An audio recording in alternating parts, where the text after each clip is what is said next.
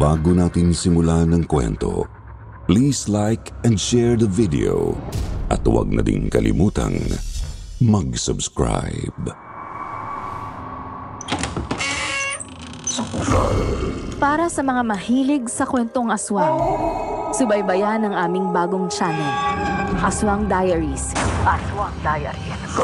Pasukin ang mga nakakakilabot na mundo ng mga aswang. Aswang Diaries.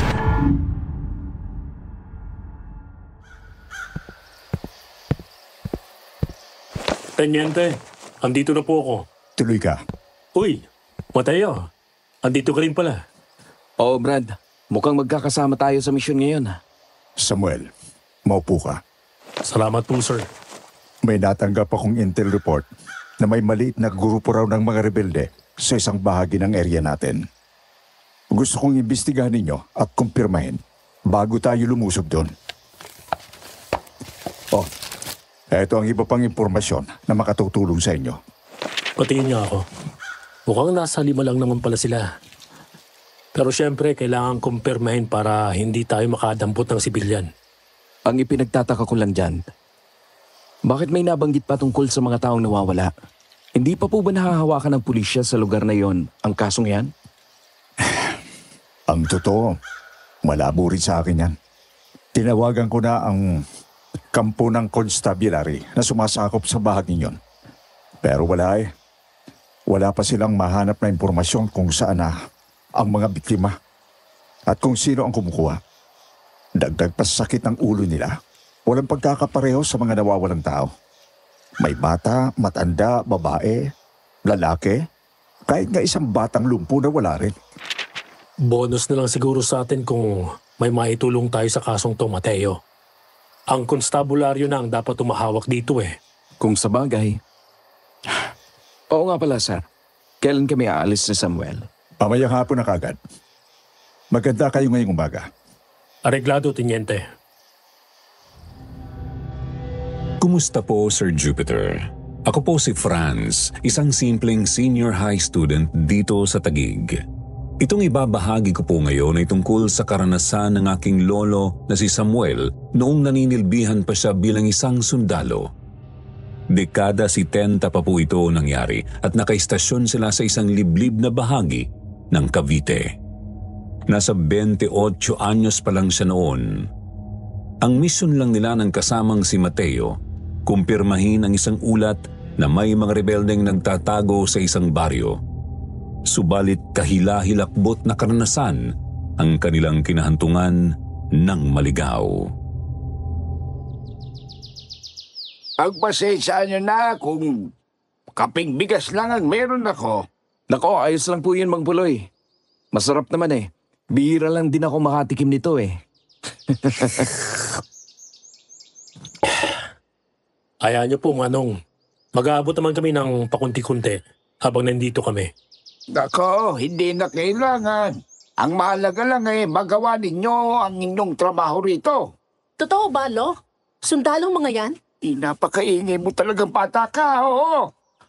Mamaya niyan may makarinig pa sa iyo sa labas. Di ba sinabi ko naman sa iyo, pumunta ka na doon sa kwarto mo. Huwag ka na makialam sa pinag-uusapan namin dito.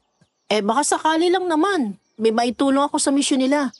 Tsaka malay nyo, maging sundalo rin ako paglaon. Ilang beses ko bang sasabihin sa iyo, hindi ka magiging sundalo. Purong kapamakan lang ang naghihintay sa iyo sa ganang buhay, Isabel. Lolo naman eh. Magagawa ko. Humanga lang naman ako sa inyo. Dati kayong lumaban sa mga Hapones. Gusto ko rin makatulong para ipaglaban ng bayan. Nakakatuwa naman po itong apo ninyo, Mang Puloy. Walang nakakatuwa dyan. Mantakin mo ba na bang mangarap na ipahabak ang sarili? Kababaeng tao. Isabel, tama ang lolo mo. Madali lang sabihin ang tungkol sa pagtatanggol sa bayan. Pero hindi biro ang buhay bilang isang sundalo. Perming nasa hukay ang isa mong paa. Alam ko naman yun eh. Ano ba akala nyo sa akin? Pastit na walang alam? Alam ko, delikado ang buhay ng isang sundalo. Pero gusto ko pa rin. Nakakasawa na ang puro mga gawain pambabae dito sa bahay at bukid. Apo, unawain mo naman na. Diyan na nga kayo! Pagpasensyahan nyo na lamang ang apo ko. Huwag kayong magkalala, Mang Puloy. Naiintindihan namin. Sige. Mabalik tayo sa usapan. Ang baryong pupuntahan ninyo ay nasa bandang likod ng bundok. Nasa 3 oras kung lalakarin. Tuloy-tuloy nyo lang tahakin ang bandang kanlurang gilid ng bundok hanggang sa marating ninyo ang baryo. Hanapin nyo roon ang kapatid kong si Susing. Siya ang magiging koneksyon nyo roon. Sige po, Manong. Magkukunwari kami mga dalubhasa. Kunwari, pinadala ng gobyerno para alamin ang kalusugan ng mga tao. Sige. Basta bumalik kayo rito agad kapag alakanin ang sitwasyon. Nako, maraming salamat po talaga sa tulong ninyo, Mang Puloy. Oo nga po. Napakalaki ng tulong niyo sa amin. Isa pa nga pala, sa tatahakin yung daan, may makikita kayong isang puno ng bulave. Sa paanan nito ay may 2 malalaking bato na gabaywang ng tao ang laki. Doon ay sasanga ang daan. Huwag na huwag kayong magkakamaling lumiko pakaliwa. Bakit po, Manong? Anong meron doon? Ay hindi ko alam kung maniniwala kayo o hindi. Pero sasabihin ko pa rin. Ayokong matulad sa mga matatandang nagpapaka-misteryoso sa mga kwentong bayan. Lihim-lihim. Kaya napapahamak ang mga tayo. Ano po bang sinasabi niyo, Manong? Mga aswang. Mga aswang? Kapag lumiko kayo pakaliwa, tutumbukin ninyo ang sinasabing baryo ng mga aswang. Iniiwasan nyo ng mga taga rito. Yung mga taong nawawala. May mga naniniwalang mga aswang ang kumuha sa mga iyon. Seryoso po ba kayo, Manong? Paano kung may makasalubong kaming aswang sa daan? May mga pistola naman kayong daon, hindi ba? Takot ang mga aswang sa bala, kaya siguradong magiging maayos lang kayo. Basta doblehin nyo lang ang pag-iingat. Huwag basta magtitiwala sa mga taong makakasalubong ninyo sa daan. Opo, hindi pa nakakakita o nakakaranas ng kababalaghan si Lolo Samuel. Ngunit may bahagi sa kanyang pagkatao na naniniwala sa mga aswang at iba pang nilalang ng dilim. Kaya naman isinaalang-alang niya ang babala ng matanda. Sa katunayan ay bahagya niya iyong naiisip noong sumapit ang gabi. Nagpalipas sila ng magdamag sa bahay ng matandang dating sundalo at lumabas na sila bago pa man sumikat ang araw para puntahan ang pakay na baryo. Dala nila ang iilang gamit ng mga doktor, ilang mga peking dokumento at ang kani-kanilang mga pistola. Nakatago ang mga iyon sa kani-kanilang mga bag. Malayo-layong lakaran pa to, Brad. Ang matindi pa dito, hindi natin sigurado ang naghihintay sa atin doon. Pero matanong nga pala kita, naniniwala ka ba doon sa sinabi ni Mang Puloy? Yung bang tungkol sa aswang? Silang taga rito. Maniwala na lang tayo. Mabuti ng sigurado. Paano kung mas marami palang mga rebelde sa baryong yun? Perpektong tagon yun eh. Iniiwasan ng mga tao. Perpektong taguan kasi iniiwasan ng mga tao. Ibig sabihin, may dahilan pa kung bakit iniiwasan yon. Ang mabuti pa, ito na lang muna natin ang mga isip natin sa pakay na baryo. Katapos, tsaka na tayo mag-isip ng susunod na hakbang. Teka, sandali! Isabel, ba't mo kami sinundan? Maghahatid ako ng abot uling sa kabilang baryo. Sabay na lang ako sa inyo. Alam ba yan ng lolo mo?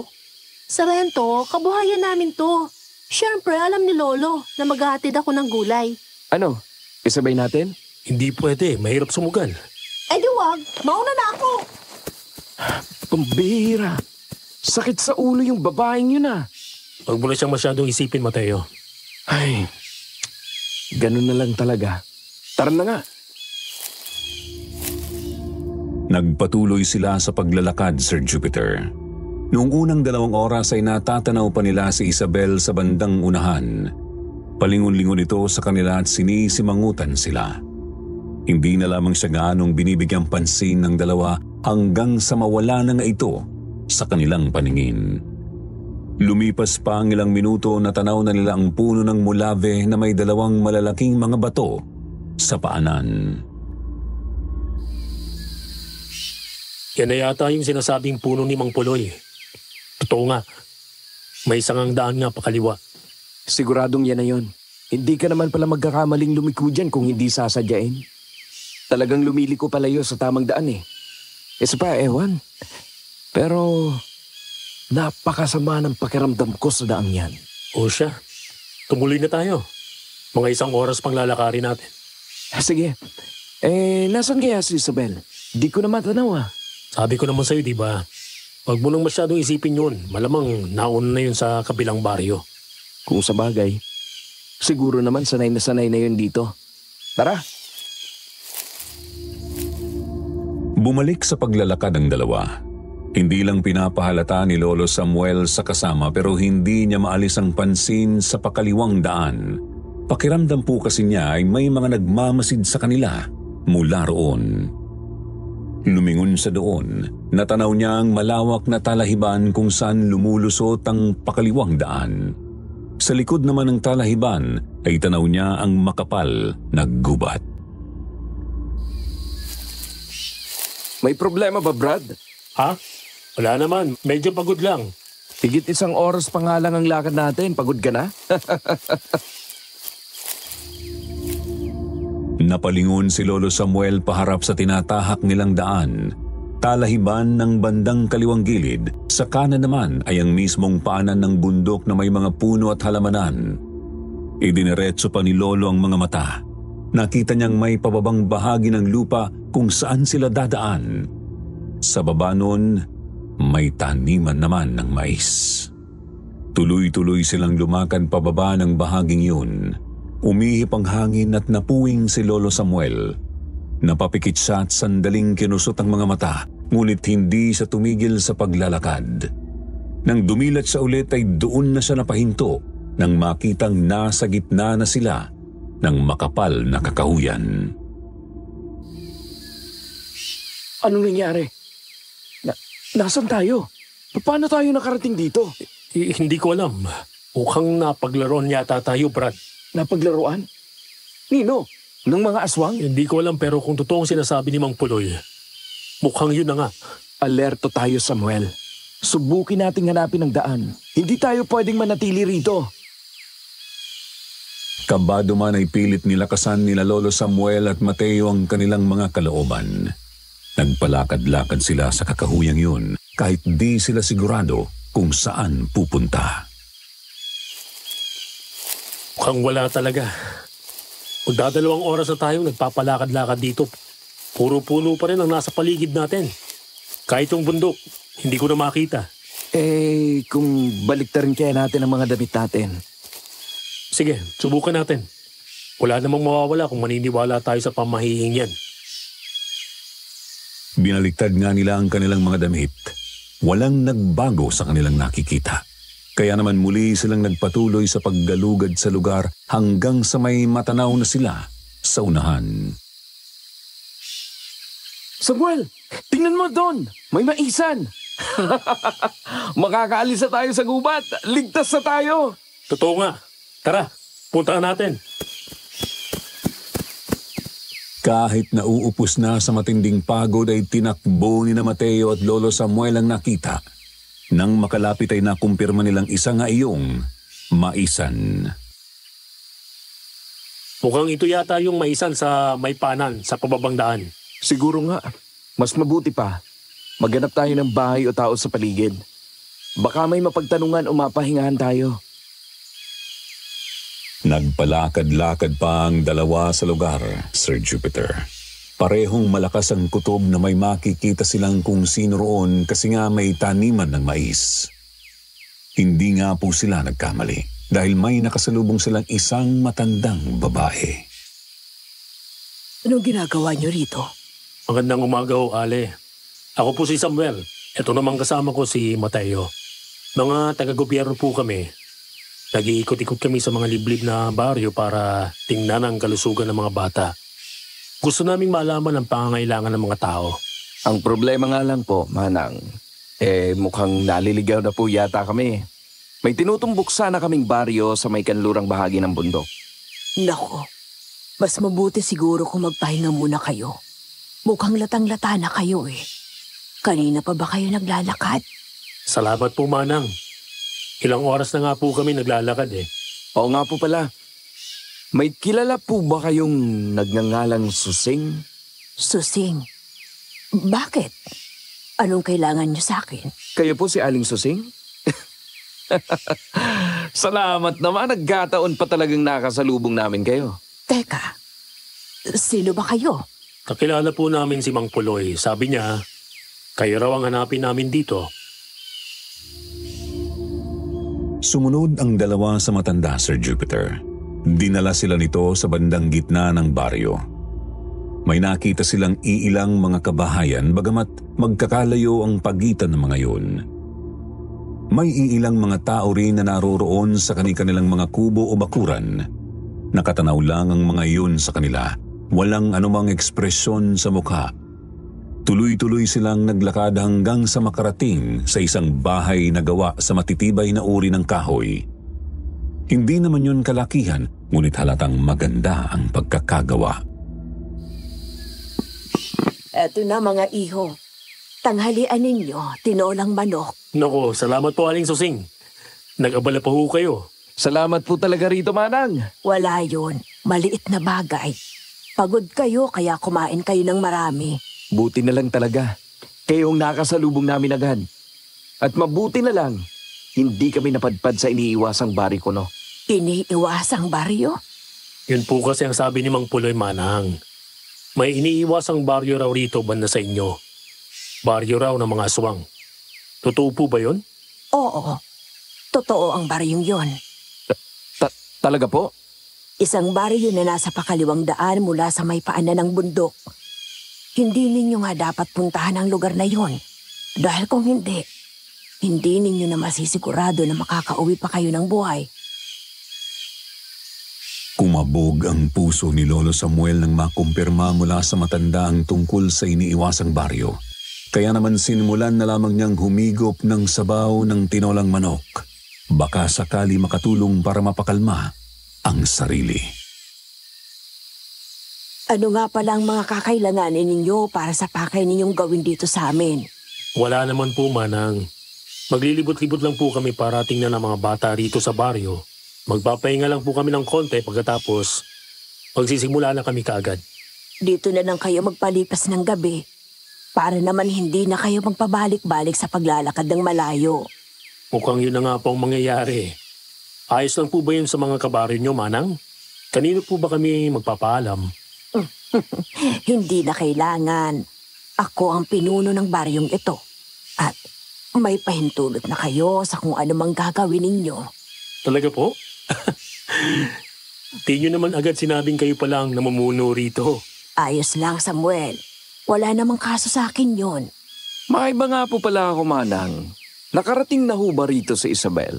Ano pa naman, Mateo? Di ba sabi ko sa'yo, huwag mo na masyadong isipin yun. Isabel? Sinong Isabel? Manang naman eh. Hindi ninyo kilala si Isabel? Oo. Siyempre kilala ko. Pero hindi pa siya nakakapunta rito eh. Nako, sana kaya yun? Nauna yun sa amin kanina eh. Baka naman bumalik sa kanila nang maligaw kayo. Agad kinutuban si Lolo Samuel sa usapan ni na Mateo at ng matanda. Subalit mas ginusto niyang magmasid muna. Ayaw niyang magpadalos-dalos kaya hinayaan lang muna niyang ituloy ni Mateo ang usapan. Nang matapos naman silang kumain ay nagpahinga lang sila ng mga kalahating oras. Pagkatapos agad na silang naghanda para maglibot-libot sa baryo. Magkukunwaring sinusuri ang mga batang naroroon. Mateo, Brad. Oh, may problema ba, Samuel? Hindi ko pa masabi kung ano, pero bakit may pag-aalinlangan yung matanda tungkol kay Isabel? Para bang hindi niya agad nakilala ang apo ng sarili pa man din niyang kapatid. Sabi ko na eh, napansin mo rin? May hindi tama sa mga nangyayari. Maging alisto ka, Brad. Alam ko. Ikaw rin. Mag-iingat ka palagi. Doon. May bahay doon. Doon tayo magsimula. Naging maayos naman po ang pagpapanggap nila Lolo Samuel at Mateo. Kapansin-pansin nga lang na talagang hindi masyadong palakibo ang mga tao roon. Masyadong seryoso ang mga itsura, tapos kakaiba kung makatitig sa kanila. Iniisip na lang nilang baka dahil lamang iyon sa mga dayo sila. Siguro ay naninibago lang ang mga taga-baryo. Ilang oras na tayong naglalakad, wala naman tayong napapala. Mukhang wala namang mga rebelde rito eh. Mamaya na natin pag-usapan ng tungkol dyan. Baka may makarinig. Ano yan? Umiiyak na bata? Mukhang sa kubong yung galing. Lapitan natin? Tara. Saradong-sarado ang kubo na pinagmumulan ng iyak ng isang batang babae, Sir Jupiter. Naroroon yun malapit sa gilid ng isang bangin, tapos may katabing patay na puno. May isang matandang lalaki rin nakaupo sa harap ng bakuran ng kubong iyon. Kalbo ang tuktok ng ulo at nakasuot ng kupas na asul na baro. Kumusta ho, Manong? Mga taga-gobyerno ho kami. Nandito kami para tingnan ang kalagayan ng kalusugan ng mga bata sa inyong baryo. May bata po ba sa loob ng kubo nyo? Pinasadahan sila ng tingin ng lalaki mula ulo hanggang paa. Sandaling natigilan si Lolo kasi bigla na lang siyang pinanlamigan ng kalamnan. Inulit niya ang pagtatanong matapos lumunok ng laway, ngunit umiling ang lalaki. Umalis na kayo. Sa ibang bahay na lang kayo manggulo. Manong, wala naman po kaming masamang pakay sa bata. Gusto lang po namin siyang... Natigilan din si Mateo nang muli silang matalim na titigan ng matanda. Kumunot din ang noo nito, kaya naman di na namilit ang dalawa. Tumalikod na sila at nagsimulang maglakad ulit. Noong medyo nakalayo na sila, doon na nila pinag-usapan ang isang balak. Nating balikan ang kubo na yon bago tayo umalis dito sa baryo. Mukhang may mahihita tayo ron eh. Mismo, Brad. Kinukutuban ako sa matanda eh. Kala ni na Lolo yun na ang palatandaang may malinga sa baryong yun. Subalit nung magtatakip silim na at pabalik na sana sila sa bahay ni Aling Susing, may nakita naman silang isa pang kakaiba sa baryong yun. Pagawalan niyo ako rito! Mga halimaw kayo! Ano yun? Babaeng sumisigaw? Doon galing. Sa kubong yon. Ibalik niyo sa akin ang anak ko! Ibalik niyo sa akin si Ikay! Mga walang iya kayo! Mga demonyo! Tara, puntahan natin. Huwag niyo nang puntahan yung babaeng yon. Aling Susing, kanina pa po kayo dyan? Bakit naman po hindi namin siya pupuntahan? Sino po ba yung sumisigaw na yon? Yun si Julieta. Isang baliwang babaeng yun. May diferensya ang kanyang pag-iisip. Mas mabuti kung hindi ninyo siya lalapitan. May problema sa pag-iisip? Bakit po siya sumisigaw ng ganyan? Parang galit. Alam niyo nang tungkol sa baryo ng mga aswang, hindi ba? Ano naman pong kinalaman ng baryong yun sa babae? Kinuha ng mga aswang ang anak ni Julieta na si Ikay. Seryoso po, Manang? Ibig sabihin, yun ang dahilan kung bakit siya nasiraan ng bait? Oo. Yun din ang dahilan kung bakit galit siya sa kung anong mga halimaw. Pero gusto ko pa rin siyang matignan, Manang. Sigurado ka ba, Samuel? Manang, mga alagad kami ng kalusugan. Kasama roon ang kalusugan ng pag-iisip ng mga tao. Siguro hindi na siya bata, pero mas mabuti nang matignan pa rin namin si Julieta kung ganun ang kalagayan niya. Kayong bahala. Lumapit nga po sina Lolo sa nakitang kubo, Sir Jupiter. Binuksan ni Aling Susing ang pinto ng kubo. Pumasok sina Mateo at Lolo Samuel. Doon ay bumungad sa kanila ang isang babaeng nakaupo sa may sulok. Sa tansya ni Lolo ay nasa 25 anyos raw po yun. Magulo ang kabalikat na buhok, nakagapos ang mga kamay at paa. Butot balat po ito, Sir Jupiter. May ilang mga galos at pasarin, tapos medyo madungis ang kulay tsokolating duster. Kinailangan namin siyang igapos. Nananakit kasi siya. Mahirap na at baka may mapuruhan pa. Hayop ka, Mameng! Hayop kang matanda ka! Mga demonyo kayo na mga kabaryo, mga aswang! Ibalik mo ang anak ko! Ibalik mo sa akin si Ikay! Maming? Sinong maming? Sinabi ko naman sa inyo, hindi ba? Baliw ang babaeng yan. Hindi niya nakilala ang nakakaharap niya. Ang mabuti pa, umalis na tayo. Maghahanda na ako ng hapunan para sa atin. Wag! Wag niyo ako iwan dito! Pakawalan niyo ako! Pakawalan niyo ako! Teka po, Manang. Hindi po ba siya kakain? May nakatoka ng maghahatid sa kanya ng pagkain araw-araw. Kaya wag niyo na siyang masyadong isipin. Halina kayo. Teka, sandali! Sandali lang! Mga dayo ba kayo rito? Hindi ba kayo taga rito? Tulungan niyo ako! Mga aswang ang mga yan! Huwag kayo magtitiwala sa kanila! Magagaya lang kayo sa akin! Tulungan niyo ako! Tulungan niyo ang anak ko! Ah! Hindi mapanatag si Lolo Samuel kakaisip sa babaeng baliw, Sir Jupiter. Kahit noong naghahapunan na sila sa bahay ni Aling Susing ay gumugulo pa rin yon sa utak niya. Sa palagay naman niya ay pareho sila ng iniisip ni Mateo dahil mayat maya silang nagkakatinginan ng makahulugan. Pasado 8:00 ng gabi nang maghanda na silang matulog, may maliit na kwartong inilaan si Aling Susing para sa kanilang dalawa. Samuel, ano ng plano? Lalabas tayo mamaya mga 11:00 o 12:00. Babalikan natin yung kubong may bata at si Julieta. Sabi ko na, hindi ka rin mapakali, ano? Siguro nga. Wala tayong nakitang palatandaang may mga rebelde rito. Pero may iilang katakatakang mga bagay kasi. Sinabi mo pa. Una na roon, ay sinong bata sa kubo? Ikalawa, mukhang hindi baliw si Julieta. Alam niya ang sinasabi niya. At hindi kilala ng matanda si Isabel. Ibig sabihin, hindi siya si Aling Susing. Malamang, siya ang sinasabing maming ni Julieta. Naligaw nga yata talaga tayo.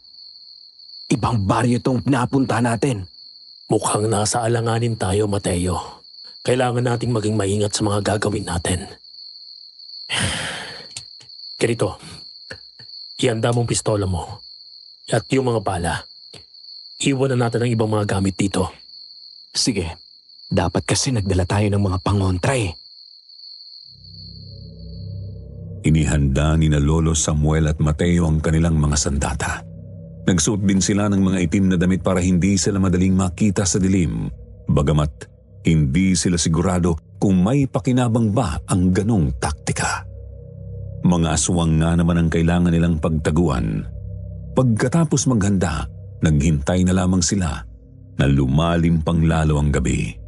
Hinintay nilang tumahimik ng husto ang paligid hanggang sa puro huni na lang ng kuliglig ang kanilang naririnig mula sa labas. Ano na? Handa ka na? Handa na, Brad. Tara na. Maingat na lumabas ng bahay ang dalawang sundalo. Alisto sa kahit anumang marinig sa paligid. Kalahating buwan lang ang nagsisilbi nilang malamlam na liwanag. Sanay na sila sa mga palihim na operasyon kung saan buhay nila ang nakasalalay. Pero sabi po sa akin ni Lolo sadyang iba ang kilabot ng umangat-ngat sa kalooban niya noon. Nakapantalon at jacket siya ngunit hindi niya mapigil ang panlamigan ng kalamnan. Tuloy-tuloy nilang tinak ang daan papunta sa kubong kinaroroonan ni Julieta. Yun po kasi ang mas malapit. Oh, kumusta? Wala bang kahit sino sa paligid? Walang katao-tao. Tara, lapit na tayo sa kubo. Tara. Maingat silang lumapit sa kubong pinagkukulungan ng babae. Palingon-lingon at baka may kung sino sa paligid. Hindi sila pumasok. Sa halip tinumbok nila ang dingding kung saan banda nakaupo si Julieta. Julieta? Julieta? Kami to. Yung mga dayo kanina, Julieta. Julieta? Anong ginagawa niyo rito? Ba't kayo lumabas ngayong gabi? Delikado kayo. Julieta, makinig ka. Nakikiusap kami sa'yo. Sabihin mo sa amin ang lahat tungkol sa baryong ito. Hahanap kami ng paraan para tulungan ka. Baryo ng mga aswang ang lugar na to. Gagawin nila kaming alay ng anak ko sa kabilugan ng buwan. Maniwala kayo sa akin. Hindi ako nagsisinungaling. Hindi ako baliw. Ang anak mo, nasan ba? Ang anak ko, kinulong nila si Ikay dun sa isang kubo sa may bangin. Kubo? Sa may bangin? Mukhang yun yata yung kubong may umiiyak na bata. Tumutugma, Samuel. Tulungan niyo ang anak ko. Hindi siya dapat mamatay. May kapansanan ng anak ko. Pilay ang isa niyang paa, kaya hindi siya makakatakas panigurado. Tulungan niyo siya. Kahit wag niyo na akong isipin, siya ang unahin niyong itakas sa baryo na ito. Nakikiusap ako. Nakikiusap ako sa inyo. Tulungan niyo ang anak ko. Hindi pwede yon. Itatakas ka rin namin. Isasama ka namin. Muling inikot ni na Mateo at Lolo Samuel ang paligid ng kubo. Nang makitang wala pa rin kahit sinong tao, doon na nila binuksan ang pinto. Ginamit nila ang kanilang maliit na kutsilyo para maputol ang kawad ng pinto. Isasama ka namin, Julieta. Akin na yung mga nakagapos sa yung lubid. Puputulin ko. Sino ba kasi kayo? Ba't kayo nakarating sa isinumpang lugar na to? Basta magtiwala ka lang sa amin, Julieta. Gagawin namin ang makakaya namin para sa iyo at sa anak mo. Nang makalagan na ni Lolo Samuel si Julieta ay dali-dali na silang lumabas ng kubo. Tuloy-tuloy silang tumakbo papunta sa direksyon ng kubo sa may bangin, subalit nahalata ng dalawang nahihirapan si Julieta. Ano ko? Julieta, ayos ka lang? Ayos lang ako. Punta na natin ang anak ko. Hindi ka ayos eh. Mukhang wala kang lakas. Siguro, hindi ka pinapakain dito, no? Wala na tayong panahon para mag-usap. Ganito, maghanap tayo ng pwedeng tagpuan. Doon kayo maghintay. Pagkatapos, pupuntahan ko si Ikay. Dadalhin ko siya pabalik dito. Mas mapapabilis tayo kung ganun. Tama ka, Samuel. Sa maisan, doon tayo makakalabas papuntang Kakahuyan. Yun ang pagkakaalam ko. Eh may sumpa yata yung gubat na yun eh. Nanliligaw ng mga tao. Bukod doon, hindi ko na alam kung paano makakalabas dito. Mamaya na lang natin isipin yan. Sa ngayon, doon na muna kayo maghintay sa may maisan. Pupunta ako ron, dala ang bata. Iligtas mo ang anak ko, sir. Iligtas mo si Ikay. Gagawin ko makakaya ko. Mabilis ngunit maingat na tinakbo ni Lolo Samuel ang direksyon papunta sa bangin. Nang matanaw na niya ang kubo, napansin niyang wala ang lalaking nagbabantay roon. Diyos ko, tulungan niyo akong iligtas yung bata. Tulungan niyo kami makatakas. Ngayon na. Palingalingang lumapit si Lolo Samuel sa tahimik na kubo. Nang makarating sa harap ng pinto, agad niyang nilabas ang maliit niyang kutsilyo para putulin ang mga kawad na nagsisilbing kandado. Konti na lang. Sana ayos pa ang bata sa loob. Eto na.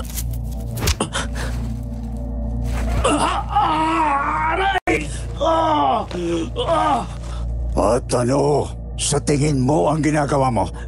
Itatakas mo ang bata? Sabi ko na eh. Sabi ko na may kalokohan kayong balak. Naloko na. Ngayon, lagot ka sa akin! Hindi! Halimaw! Aswang! Nanlaki ang mga mata ni Lolo Samuel nang makita niyang biglang nagbago ng anyo ang lalaking bantay. Kitang-kita niya yon sa tulong ng malamlam na tanglaw ng buwan. Walang ano-ano ay agad itong lumundag papunta sa kanya.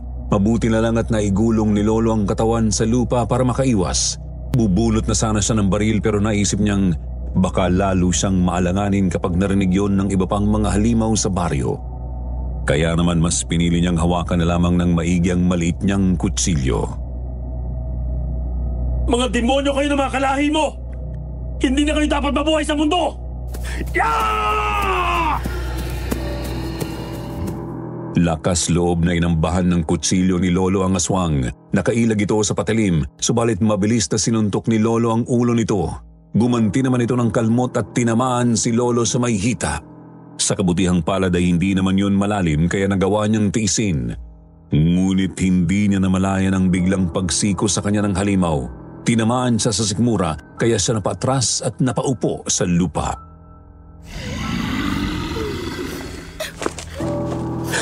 Yung bata, kailangan kong iligtas si Ikay. Hayop ka ng aswang ka. Hindi mo ako mapapasuko ng gano'n na lang. Etong sa'yo! Pumulot si Lolo ng medyo malaking bato gamit ang kabila niyang kamay. Lumapit sa kanyang halimaw. Sinipa niya ito ngunit lumundag yon pakanan para umilag. Doon na niya hinagis ang pinulot na bato. Tinamaan yun sa mukha. Bumuelo si Lolo para saksakin ang tiyan ng aswang. Namalayan nito ang kutsilyo kaya nakalundag ito patras at sinuntok si Lolo sa may balikat. Subalit nagawa yung tiisin ni Lolo. Muli niyang inamba ang kutsilyo sa ulo ng halimaw. Inilag naman nito ang mukha kaya naman bumukas ang oportunidad para sa totoong pakay ni Lolo. Tuloy-tuloy niyang minaniobra ang patalim pukol sa lieg ng aswang. Bumao ng kutsilyo. Pinaikot-ikot iyon ni Lolo Samuel hanggang sa hindi na tumigil sa pagtagas ang masaganang itim na dugo. Walang yakang tao ka! Visit ka! Hangal! Mamamatay ka! Papatayin kita! Mamatay ka na!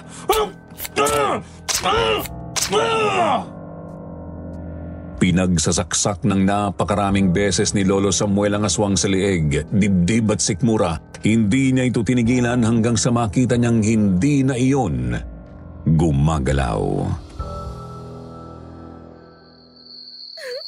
Sandali lang, Ikay. Andiyan na ako. Ililigtas kita. Itatakas kita rito. Dali-daling binuksan ni Lolo ang pinto ng kubo. Kabado at baka may sumulpot na ng mga aswang. Nang makapasok ay nakita nga niya sa loob ang isang batang babae.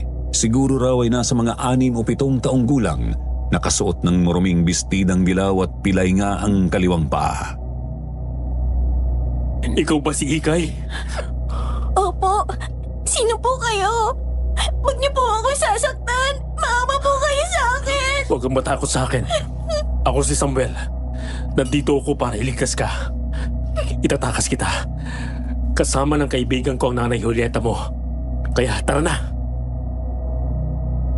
Kita ni Lolo sa luha ang mga mata ng batang pag-alinlangang magtiwala, subalit nagawa rin naman niya itong kumbinsihing sumama sa kanya. Agad niya itong kinarga. Lumabas sila ng kubo at tumalilis papunta sa napagkasunduang tagpuan. Kailangan nating magmadali bago pa tayo makita na kung anong mga halimaw. Si nanay? Nasaan si nanay ko, kuya? Sisikapin namin kayong iligtas na dalawa. Ilalayo namin kayo rito sa lugar na to. Anong ginagawa nun? Ba't siya nagpaputok? Ano kayong nangyayari doon? Nagkapatong-patong ang pagkabahala, kaba at kilabot ni Lolo Samuel nang pumailan lang ang mga putok ng baril mula sa direksyon ng maisan. Sigurado siyang ang kasama niya ang nagpapaputok, kaya nag-aalala siyang baka nakita na ng mga aswang sina Mateo at Julieta. Lalo pa niyang binilisan ang takbo. Kulang na lang ay liparin niya ang daan habang nananalangin wala silang makakasalubong na demonyo. Subalit nung papalapit na sila sa maisan, agad niyang napansin ang isang nakabulagtang aswang sa gilid ng daan. Diyos ko! Ano bang nangyari dito? Asa na kaya si Mateo? Bato? Doon! Andun sila! Napailing si Lolo Samuel nang makita si Mateo. Kita niyang duguan ang damit nito. May malaking tama pala ng kalmot ang kanyang kaibigan sa tagiliran. Samuel! Butit nakuha mo yung bata. Ikay, anak ko. Ang Diyos ko, buti ligtas ka, anak. Ano bang nangyari rito? Bakit ka nagpaputok? Wala akong pagpipilian, Brad. Eto nga ang laki ng kalmot sa akin sa tagiliran eh. 2 aswang ang humarap sa amin. Isa yung nakita mong nakabulagta. Ang isa naman, nakatakbo pa suot sa may maisan. Kaya kailangan na nating magmadali. Kung hindi man narinig ng mga taga-baryo ang mga putok, siguradong nakapagsumbong na yon. Tara, bilisan na natin. Sandali lang. Gusto kong mangako kayo sa akin, sir. Ano man ang mangyari, unahin niyong iligtas si Ikay. Kung kailangan niyo akong iwan, gawin niyo. Ilayo ninyo ang anak ko rito. Pero nanay! Julieta, kayong dalawa ang ililigtas namin. Mangako ka! Nangangako ako. Ililigtas ko ang anak mo kahit anong mangyari. Salamat, sir. Salamat. Labag man sa kalooban ay napilitang mangako si Lolo Samuel. Naiintindihan niya si Julieta. Halata kasi talagang nanghihina na ang babae. Puro pasa at sugat na ito, dulot ng pagpapahirap sa kanya ng mga aswang habang nakakulong. Ni hindi na nga makatayo ng tuwid. Alam ni Lolo na iniisip ni Julieta na hindi nito kakayanin ng mahabang lakaran at takbuhan sa masukal na kakahuyan. Kung bubuhati naman ni Mateo ang babae, babagal lang din sila, lalo't sugatan din ng sundalo. Sa madaling salita, nasa alanganin talaga ang lagay ni Julieta. Buhat pa rin ni Lolo Samuel noon si Ikay. Tinahak ng grupo ang makipot na daan sa gitna ng maisan. Tanaw nila mula roon ang kakahuyan. Pakiramdam ni Lolo noon ay tila ba pinagtatawanan sila ng mga puno. Hinahamon sila kung makakalagpas ba sila. Makakabalik sa talahiban at sa ligtas na daan kung nasaan ng Mulave. Subalit, Hindi! Andiyan na sila! Nakakainis! Kumikirot ang sugat ko sa hita. Magpatuloy lang kayo. Huwag kayong hihinto. Kaya natin to. Matatakasan natin ang mga demonyong yan. Hindi kayo makakatakas! Gagawin namin kayo halay para sa aming Panginoon! Samuel! Magpatuloy kayo! Itakas mo yung bata! Anong gagawin? napalingon si Lolo Samuel nang magpaputok ang kasama. Tuluyan siyang sinakluban ng matinding hilakbot nang makitang laksa-laksang mga halimaw na papasugod sa kanila. Sabihin mang may baril silang dalawa pero hindi nila yun kakayaning patayin lahat ng sila lang. Ano pang tinutunga-tunga mo dyan? Tumakas na kayo! Samuel, sige na! Itakas mo na ang anak ko! Sige na! Ibinaling ni Lolo Samuel ang tingin sa daan pasuot ng kakahuyan. Binunot niya ang baril at ubos lakas siyang tumakbo ng mabilis. Iyak nang iyak ang bata na kanyang karga dahil ayaw nitong mawalay sa ina. Subalit hindi nagpaawat si Lolo. Tuloy-tuloy siyang tumakbo hanggang sa may makita siyang mga halimaw na humarang sa kanilang tatakbuhan. Harang-harang kayo sa daraanan namin, ha? Eto sa inyo! Ah! Ah! Mamatay na kayong lahat! Ah! Tuloy-tuloy na tumakbo si Lolo habang tuloy-tuloy lang din sa pagpapaputok hanggang sa namalaya na lang niyang nakalusot na sila sa mga humarang na halimaw.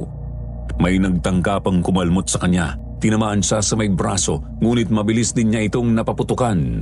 Tuloy-tuloy siyang tumakbo hanggang sa mapansin niyang tahimik na ang paligid.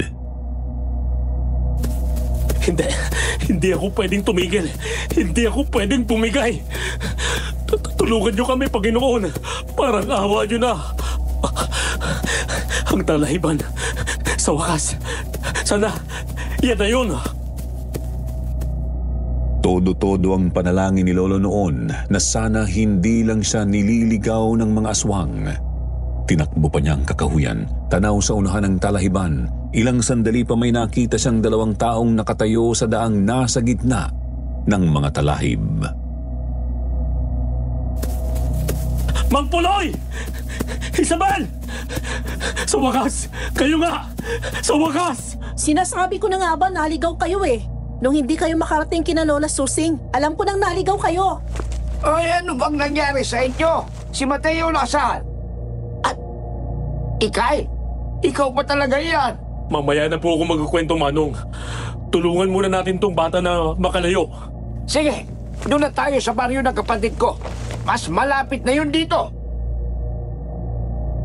Dumiretso sina Lolo Samuel, Isabel at Mang Puloy sa kabilang baryo at tumuloy nga sila sa bahay ng totoong Aling Susing. Doon na isinalaysay ni Lolo sa kanila ang lahat ng naranasan at nakita nila ni Mateo sa iniiwasang baryo. Ang ipinagtataka ko lang talaga, bakit nagawa ko ng makalusot ng maayos sa kakahuyang ngayon? Nagawa ko makabalik dito, imbis na maligaw ulit. Siguro dahil nagkakagulo doon sa baryo ngayon, malamang nasira ang konsentrasyon ng mga aswang sa kanilang sabulag.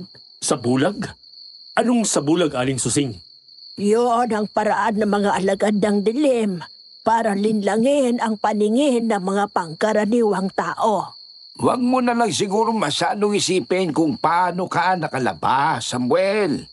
Ang mahalaga ay nakatakas kayo nitong si Ikay. Manong, mahalagang malaman ko kung bakit kami nakatakas at hindi naligaw ulit. Kailangan ko pang balikan si Mateo at Julieta ron eh. Talagang babalik ka pa roon sa kabila ng nangyari. Nako, baka di ka naswertehin, Samuel. Oo nga, Samuel. Kita mo naman, kami lang ni Isabel ang naganap sa inyo dahil walang may gustong tumulong. Lahat ng mga tao sa baryo namin at dito kinasusi, takot sa mga aswang. Kahit nga ako nag-aalinlangan din. Sa totoo lang. Pero Manong, hindi ko naman pwedeng pabayaan na lang sila Mateo at Julieta ron. Dadalhin kong konsensya yun sa buong buhay ko. Tama si Sargento Lolo. Di pwedeng manatili na lang tayong takot habang buhay. Kailangan na nating kalaban at palayasin mga halimaw na yon. Sir, manahimik kay Isabel. Isa ka pa Hinabi ko na sa'yo, talagang ipapahamak kanyang kapusukan mong yan. At yung karawagan nyo, di ba kayo papahamak niyan? Di nga natin sigurado kung kailan susunod na mga aswang sino man sa atin eh. Nabubuhay na lang tayo na naghihintay para dagitin nila, Lo. Isabel! Kung naduduwag kayo, edi isubo na lang natin sa mga aswang mga tao rito sa baryo para di na tayo mahirapan. Mga walang kwenta. Dati pa naman kayong sundalo tapos ganyan. What? Hindi ko na talaga alam kung anong gagawin ko sa apo kong yun. Abinin mo man o hindi, may punto ang apo mo, Puloy. Hanggat hindi nasusugpo ang mga aswang, mananatili tayong nasa alaganin. Mang Puloy, Aling Susing. Alis muna ako. Babalik ako sa kampo para kausapin si Teniente Raul. Hihingi ako ng tulong sa kanya. Sasamahan kita. Sa iba tayo dadaan para malayo sa baryo ng mga aswang. Mag-iingat kayo. Ako muna ang bahala kay Ikay. Kuya Samuel, babalik ka ha? Babalik ka. Ililigtas mo ang nanay ko. Oo, Ikay. Babalik ako. Panghako. Hindi pa man nakakapagpahinga ng maayos ay agad nang lumakad sina Lolo Samuel at Mang Puloy. Doon sila dumaan sa gubat na nasa may likod ng bundok. Napakasukal na lugar daw po yun, Sir Jupiter, pero wala silang mapagpipilian. Mas mainam na yun upang hindi nila madaanan ang bukana ng daan papunta sa baryo ng mga aswang. 4:00 ng madaling araw sila umalis. Pasado 2:00 na ng hapon sila nakarating sa baryo ni Mang Puloy. Nagtanghalian at nagpahinga ng 1 oras, tsaka bumiyahe na papunta sa kampo. Kasama pa rin noon ni Lolo si Mang Puloy. Anong aswang ba ang sinasabi mo, Samuel? Rebelde ang pinahanap ko sa inyo. At hindi ang halimaw. Teniente, makinig muna po kayo. Totoo po ang mga aswang at... Manahimik ka, Puloy. Retiradong sundalo ka na, hindi ba? Ba't kinakampihan mong kalokohan itong isang ito? Sir, sabihin na nating hindi totoo ang mga aswang. Pero totoong nasa alanganin ng mga taga ron. At pati na si Mateo. Kailangan nating sugpuin ang mga nanggugulo ron. Bigyan niyo muna ako ng ebidensya tungkol sa mga aswang na yan. Teniente, wala ng oras. Nasa panganib na si Mateo. Bukas ng gabi na ang kabilugan ng buwan. Isa pa, ang panganib ko may babalik lang doon para manguha ng ebidensya. Samuel, sundalo ka. Alam mong hindi tayo pwedeng kumilos ng basta-basta. Kung wala akong makukuhang tulong sa inyo, ako na lang ang kikilos. Patawad, Tenyente, pero kailangan. Samuel! Sir Jupiter, nakita ni Lolo Samuel sa mga mata ni Teniente Raul ang pag-aalinlangan nito. Alam niyang gusto rin nitong makatulong pero pinipigilan ng sariling katungkulan bilang teniente ng hukbo. Hindi nga naman ito pwedeng basta nalang utusan ng mga sundalo na lumusob sa kung saan. Ano bang gagawin natin, Samuel? Naiintindihan ko si Teniente, Manong. Hindi ko siya masisisi. Yun nga lang, kailangan pa rin natin kumilos.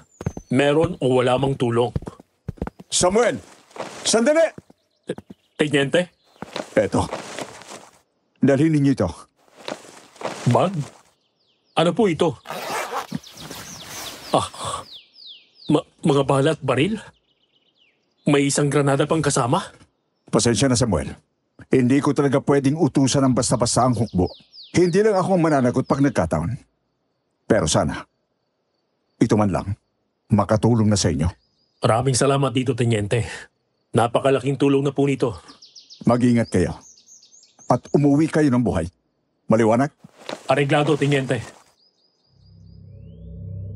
Galing sa kampo ay dumiretso sina Lolo Samuel at Mang Puloy sa isang simbahan. Pinabindisyonan nila ang mga bala at baril na bigay ni Teniente Raul. Pagkatapos ay bumalik na sila sa baryo ni na Aling Susing. Nag-iingat para hindi makita ng ibang mga tao ang dalang mga armas. Mahirap na at baka makapagdulot pa ng pangamba. Gabi na po nang makarating sila noon, Sir Jupiter. Mabuti at naisip niyong pabindisyonan ng mga yan. Mas mabisa ang talab niya sa mga aswang. Ano ba plano natin ngayon? Paano natin lulusubin ng baryo? Ganitong naisip ko, Manong. Sa ngayon, unahin muna nating mailigtas si Mateo at Julieta. Tibali na kung wala tayong mapatay sa mga aswang. Kasabay nun, kukuha rin ako ng ebidensyang may mga aswang nga sa lugar na ito. Ipapakita ko yun kay Teniente para makahingi siya ng pahintulot na pakilusin ang kanyang hukbo. Mas mabuti na nga kung mag-iingat tayo ng ganyan. Kahit kasi bendikado na ang mga sandata natin, hindi pa rin sigurado kung makakapalag tayo sa dami ng mga aswang doon. Ganito naman ang naiisip ko. Una, mas mabuti kung umaga kayo pupunta. May mga aswang na mahina kapag may araw. Baka makatulong yun sa inyo. Ikalawa, kailangang may sumunog sa kakahuyan. Baka sakaling mapawalang bisano ng sabulag na pumapalibot sa baryo. Hindi pwedeng ang ikalawang suhestyon nyo, Aling Susing. Kapag sinunog natin ang kakahuyan, magkakaroon ng pagkakataon ng mga halimaw na makatakas. Baka dalhin nila sina Mateo at Julieta. Kung ganon, kailangang may magpaiwan para sumunog sa kakahuyan. Bali may mauuna ron. Ikaw na siyempre yon, Samuel. Itong si Puloy naman ang maiiwan at maghihintay sa labas. Pagkalipas ng mga 5 oras, tsaka niya susunugin ang kakahuyan para siguradong makakauwi kayo. Pwede yun, Susing. Tapos, tsaka na ako susunod doon sa baryo kapag nasusunog na ang kakahuyan. Sa ngayon, magpahinga muna kayo at mag-ipon ng lakas. Hindi biro ang haharapin niyo bukas. Noong gabing yon ay maagang nagpahinga si Lolo Samuel. Hindi naman po siya nahirapang makatulog dahil sa matinding pagod. Mula nga naman sa pagtakas nila sa baryo ng mga aswang ay tuloy-tuloy na ang lakad niya buong araw. Kaya naman masigla rin ang kanyang pakiramdam ng magising kinaumagahan. Handa ka na, Samuel? Opo, Manong. Yung gas na dadalhin nyo, handa na po? Oo, andito na. Hindi ko inaasahang darating ang araw na gagamitin ko uli ang pistola ko. Sana kaya ko pa. May tiwala ako sa inyo, Manong. Bandang 10:00 ng umaga nang lumakad sina Lolo Samuel at Mang Puloy. Tinutumbok nila doon ang puno ng mulave kung saan sumasanga ang daan papunta sa baryo ng mga aswang. Oh, may problema ba? Ba't ka napahinto? Pakiramdam ko may sumusunod po sa atin, Mang Puloy. Sumusunod? Aba, delikado yan. Baka minamanmanan tayo ng mga halimaw. Tignan po muna natin ang paligid. Ginalugad nila Lolo Samuel at Mang Puloy ang magkabilang gilid ng daan. Tinignan nila ang talahiban at ang mismong gilid ng bundok. Subalit wala naman silang nakitang kahit sino. Kinabahan si Lolo kasi nga baka tinitiktikan na pala sila ng mga aswang. Baka pumalpak pa ang kanilang plano ng oras. O ano na? Tutuloy pa ba tayo? Kailangan, Manong. Susugal ako. Masama man ang kutob ay lumapit si Lolo Samuel sa paanan ng puno ng mulave. Tanaw niya si Mang Puloy. Naruroon ang matanda sa bandang paangat na bahagi ng bundok. Doon ito magpapalipas ng mga 5 oras. Lumingon si Lolo Samuel sa talahiban kung saan sumusuot ang pakaliwang daan. Agad na nanayo ang kanyang balahibo, lalo na nang mapatanaw sa kakahuyan. Lumunok siya ng laway, muli siyang tumingin kay Mang Puloy tsaka tinahak na ang makitid na daan. Alam sa sariling may posibilidad na hindi na siya makabalik. Subalit noong papasok na sana siya sa kakahuyan, Diyos ko, gabayan niyo nawa ako. Tulungan niyo akong mailigtas si Mateo at Julieta. May tao! Sinong nandyan? Pagsalita ka! Sinong nandyan? Huwag mo akong piliting ilabas ang pistola ko. Teka, sandali! Ako to! Isabel? Anong ginagawa mo rito? Gusto kong sumama sa'yo. Gusto kong tumulong. Pero Isabel, mapanganib doon. Mga aswang ang haharapin ko. Hindi simpleng mga kalaban lang. Wala kang magagawa. Sasama ako! Hoy! Bumalik ka rito! Tintik na babaeng to. Magpapakamatay ka ba? Hoy! Puisit! tuloy-tuloy na sumuot si Isabel sa masukal na kakahuyan. Wala nang nagawa si Lolo kundi sundan ito bago pa mawala sa kanyang paningin. Hindi naman nahirapan si Lolo dahil kulay dilaw naman ang kamiseta ng dalaga. Oh, anong plano? Dapat talaga hindi ka na sumama eh. Dapat doon ka na lang kay Lolo Puloy mo. Siya ang magsusunog ng talahiban at kakahuyan mamaya. Wag mo ko itulad sa ibang mga taong duwag. Gusto kong tumulong. Gusto kong patayin at palayasin yung mga aswang na yan dito sa amin. Masyado na sila nakakaperwisyo. Alam mo ba yon? Masyado na marami buhay ang kinuha nila. Hindi na lang nakipagtalo si Lolo Samuel sa dalaga. Kita kasi niya ang matinding determinasyon sa mga mata nito. Sa katunayan ay may nakasukbit pa nga itong itak sa bewang. Subukan mo na bang humawak ng baril? Aba, syempre. Tinuruan na ako ni Lolo. Tataka nga ako eh. Tinuruan niya ako pero ayaw naman niya sumabak ako sa labanan. Isabel, hindi lang kami basta lumalaban. Ginagawa namin ang trabaho namin para protektahan ang mga tao. At malamang, tinuruan ka ni Lolo mo para protektahan ang sarili mo. Ba't mo nga pala naitanong? Huminto sa paglalakad si Lolo. Nagtataka namang napahinto rin si Isabel. Pagkatapos ay kinuha ni Lolo Samuel ang 2 baril na nasa dala niyang bag. Isinukbit niya ang isa sa kanyang bewang at ibinigay ang isa sa dalaga. Sugal ito, pero magtitiwala ako sa'yo. Kunin mo. Sigurado ka ba rito, Sarento? Nandito na tayo. Ayaw mong umuwi. Hindi ko maitutuon sa'yo ang buong pansin ko kapag nagkagipitan na. Mas mabuti nang madepensahan mo ang sarili mo. Kinuha ni Isabel ang pistolang binigay ni Lolo at isinukbit din ito sa sariling bewang. Pagkatapos ay nagpatuloy na sa paglalakad ng dalawa. Sinuot nila ang napakasukal na gubat. Nagpalakad-lakad sa loob ng ilang oras nang hindi sigurado kung aling direksyon ang tutumbukin. Tama pa ba talaga itong nilalakad natin? Sa totoo lang, hindi ko rin talaga sigurado. Pero bahala na. Umasa na lang. Sarento! Doon! May maisan doon!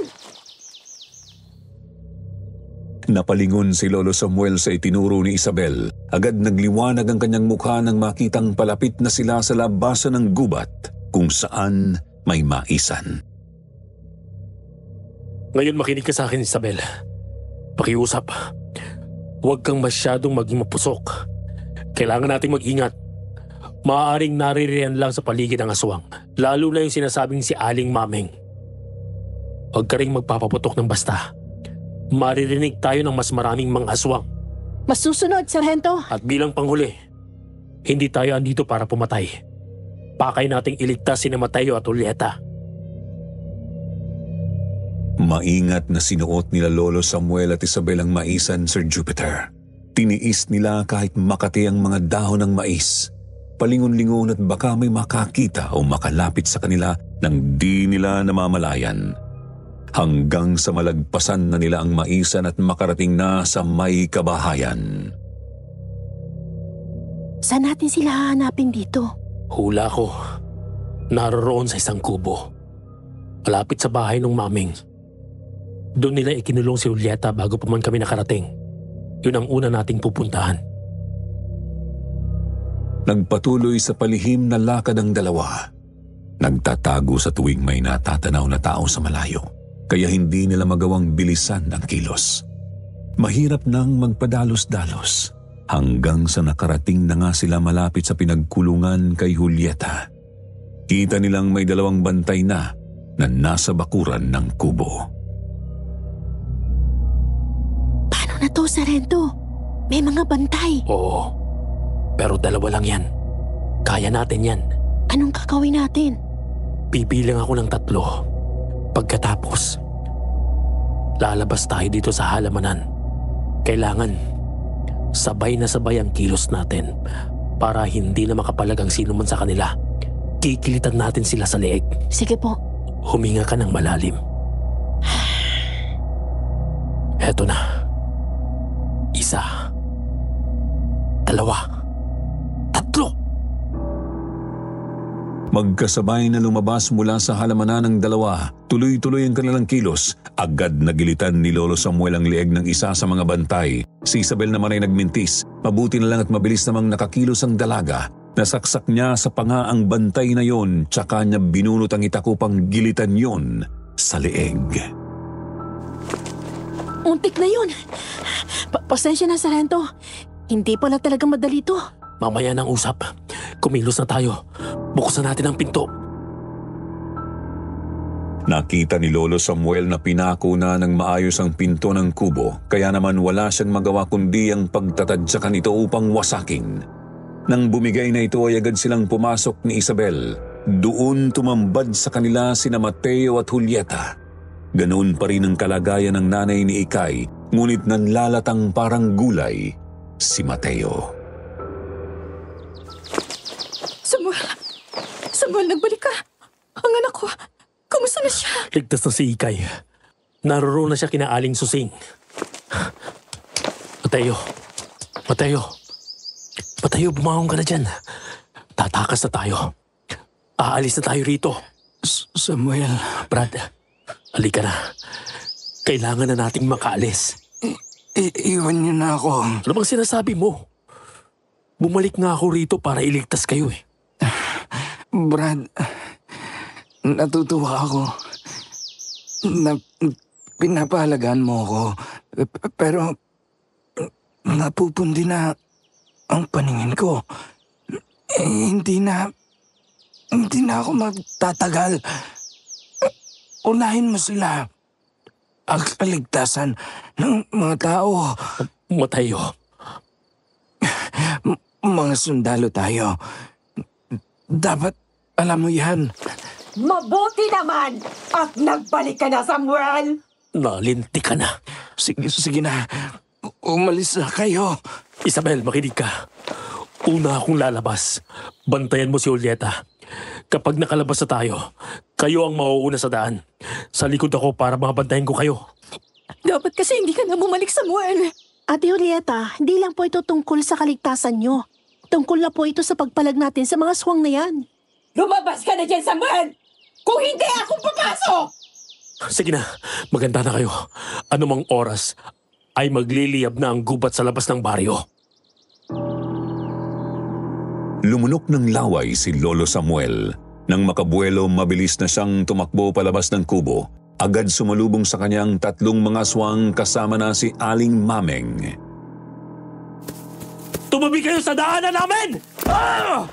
Yeah! Ah! Ah! Nagsilundagan pa atras ang mga halimaw para makailag sa mga bala, subalit may isa sa kanilang nadaplisan sa may binti. Kita ni Lolo na bumulayo na tumusok na parang tinamaan ng asido. Napahiyaw din ng napakalakas ang tinamaang halimaw. Wisit kang tao ka. Benditadong sandata. Bakit? May problema? Ano? Hindi nyo kayang kapangyarihan ng Panginoon? Walang kwentang Panginoon mo. Tingnan natin kung hanggang saan ka tatagal. Hindi. Nagtatawag ng kasamang demonyo. Isabel! Bilisan nyo na! Tumakbo na kayo! Opo, Sarento! Ate, tara na po! Naunang tumakbo sina Isabel at Julieta. Kasunod naman nila si Lolo Samuel. Si Lolo ang bumabaril sa mga aswang na nagtatangkang lumapit sa kanila. Hindi makalapit ng husto ang mga yon dahil nga sa benditado ang mga bala. Si Isabel naman ay maya't mayaring bumabaril ngunit nagtitipid ng bala. Ate, bilisan na po natin! Kailangan na natin makalusot dito! Pasensya na, pero nangihina na ako. Kayanin niyo po, para kay Ikay, ate! Bilisan nyo! Nandiyan na sila! Nang makarating na sila sa may maisan ay nakita ni Lolo Samuel ang maraming mga aswang na humarang sa kanilang daan. Kung babarilin nila ang lahat ng iyon ay manganganib ng maubos ang kanilang mga bala. Huwag niyo lang subukan. Hindi kayo makakatakas. Kung makalusot man kayo sa amin, maliligaw naman kayo sa gubat. Ano nang gagawin natin, Sarento? Baka hindi natin kayanin ang lahat ng mga yan. Bahala na. Gagamitin ko na to. Noong lulusubi na sila ng napakaraming halimaw ay mabilis na kinuha ni Lolo Samuel ang granada sa kanyang bag. Walang ano-ano ay agad niya itong hinagis sa mga halimaw. Mga walang iya kayo! Tara na! Bilisan nyo! Nagpatuloy sa pagtakbo ang grupo. Walang pakialam kahit matapakan pa nila ang mga nakabulagtang mga aswang sa lupa at ang itim na dugo ng mga ito. Tuloy-tuloy silang sumuot sa kakahuyan, subalit nagtaka nang bigla silang bumalik sa maisan. Anong nangyari? Ba't tayo bumalik dito? Yung sa bulag. Sinabi ko naman sa inyo, hindi ba? Hindi kayo makakatakas!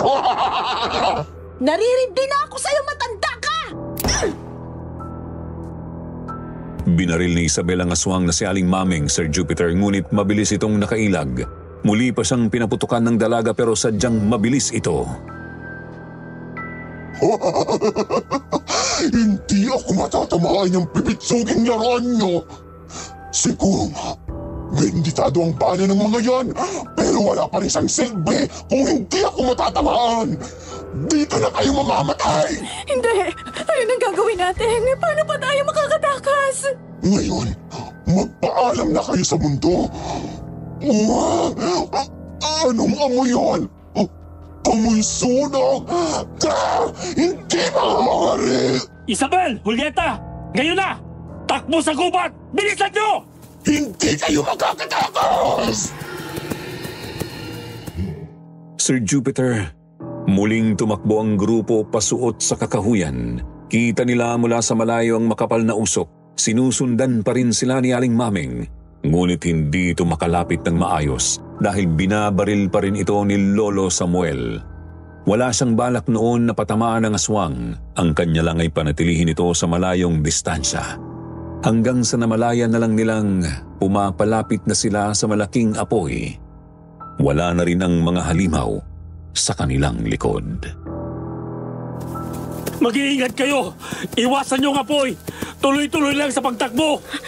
Ate, kunti na lang. Makakauwi na kayo. Ikay, anak ko. Naririyan ako. Uuwi na si nanay. Julieta, buhati na kita!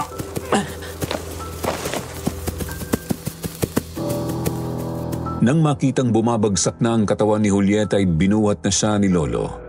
Tuloy-tuloy silang sumuot sa nasusunog na kakahuyan. Laking gulat nila nang malamang hindi naman pala yun ganoon kalawak. Sadyang natatagalan lang ang sinumang dumadaan doon dahil sa sabulag ng aswang. Sa pagkakataong yun kasi, Sir Jupiter, kalahating oras lang ay narating na nila ang talahiban. Lolo! Oh, Diyos ko! Ayos lang ba kayo?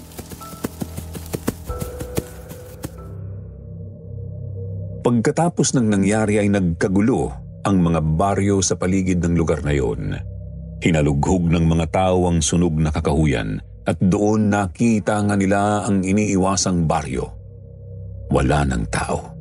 Ang tanging naiwan na lamang doon ay ang mga bahid ng itim na dugo sa lupa. Maski si Mateo, hindi na rin po natagpuan. Simula po noon, naging tahimik naman na ang lugar na yon, Sir Jupiter. Wala nang mga nawawalang tao. Ang maginang Julieta at Ikay ay lumipat na sa Visayas. Sina Isabel at Lolo Samuel naman. Sargento, saan ka na pupunta ngayon?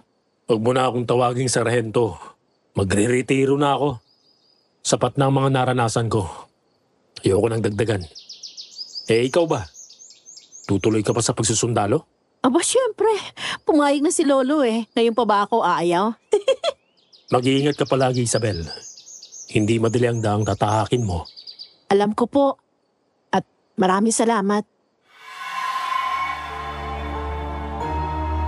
Matapos ang nangyari ay umuwi si Lolo Samuel dito sa Taguig. Simula noon ay hindi na niya nakita pa ulit ang maglolong Puloy at Isabel. Naging tahimik na rin ang buhay ni Lolo. Bagamat nanatiling masalimuot ang kanyang mga alaalang tinatago. Mga alaalang ikinikwento niya sa amin.